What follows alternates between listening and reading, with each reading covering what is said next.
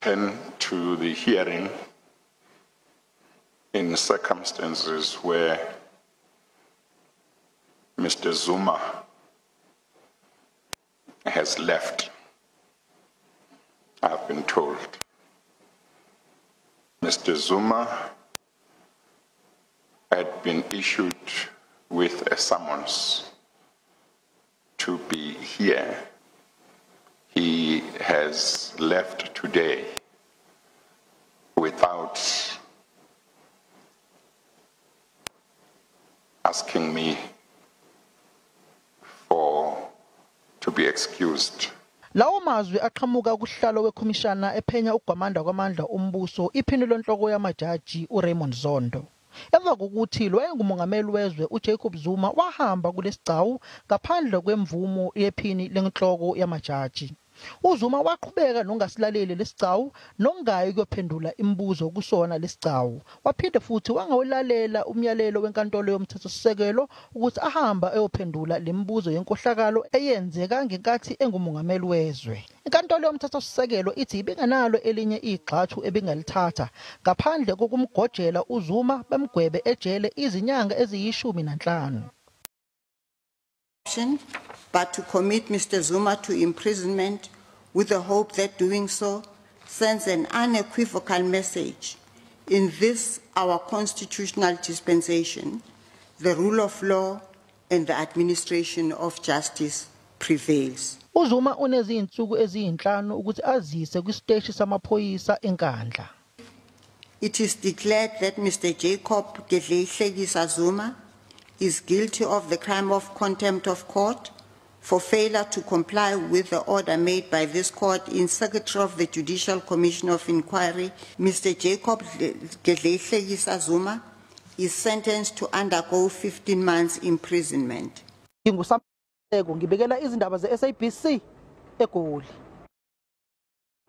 Kanti-ke sikhulume nomcozululi wendaba zepolitiki uSoli Masilela bona sihlathulele ngale ndaba yesigwebo esinikelwe umengameli walokhu uJacob Zuma. Izinto ezimbadlwana ezizoqaleka lapha uRamaphosa njengomongameli wenarha nakufika lapha mntathathe khona isiqundo sokuthi aqolele uZuma njengoba-ke anikelwe iminyaka eli-15 namhlanje khulukhulu naseladose wadlula esiqundweni seminyaka anikelwe yona le. Kokuthoma ukuziphatha uZuma kusukela namhlanje tota yozinikela ngosonto yena emaphoyiseni kunye nabalandeli bakhe. Kwesibili ukuthi nasela ngaphakathi uzoziphatha njani, uzoqhubeka nokuthi akohole uZuma uRamaphosa ukuthi mhlambe uyamgandelela kamfiseli nguye oberegisa imikhakha yombuso ukuthi amgandelele ukuthi agwetjwe na.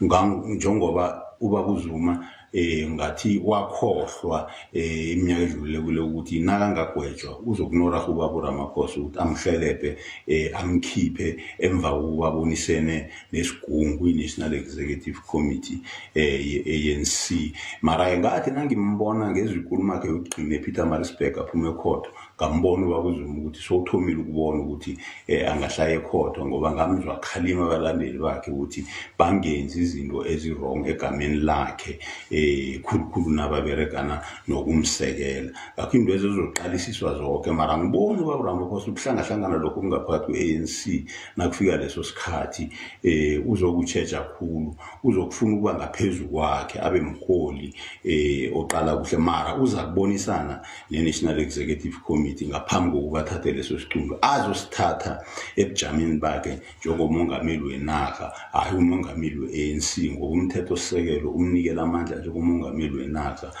ukuthi athathe leso siqumo leso sokuqolela nanoma ngubani oselabotshiwe. Asizwe ukuthi inhlangano zepolitiki ziphefumule zathini zona ngesiqundo sekhotho. I don't think it's really our space as the African National Congress to speak on the merits and demerits of the case, because the ANC was not presiding over the case. what the ANC has been doing throughout time was to encourage all of its members, including the former president, to appear before the Commission on State Capture when so invited. And we continue to make such kind of statements out there. The IFP notes the judgment, and we believe that it is a victory for democracy, justice, and the Constitution, and a further categoric statement that nobody is above the law. It did not have to come to this, and we continue to implore on all South Africans to subject themselves to court processes as and when the need arises to do so. Jacob Zuma has thought that he is above the law and untouchable, but it shows very clearly that the Constitutional Court and the rule of law is key in this country.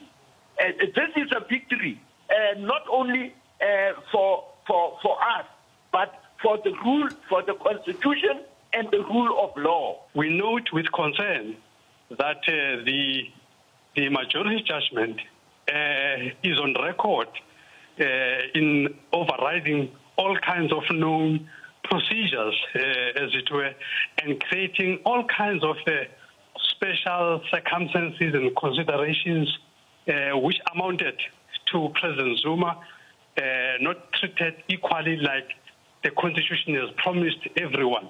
As we sit here and now, President Zuma is the only person in South Africa whose right to appeal has been just taken away, just like that. Many South Africans can take solace in the fact that, despite the fact that we've got corrupt, kleptocratic leadership in the country, despite the fact that we've had all this corruption, that nobody is above the law. And it doesn't matter whether you're a former president who's still deeply connected with the governing party, that if you break the law, you will be held accountable. And I think that is something that we can be very happy about today. The judgment itself is a landmark ruling and is important for the rule of law of this country. And it's clear that it's sending a strong message that no one is above the law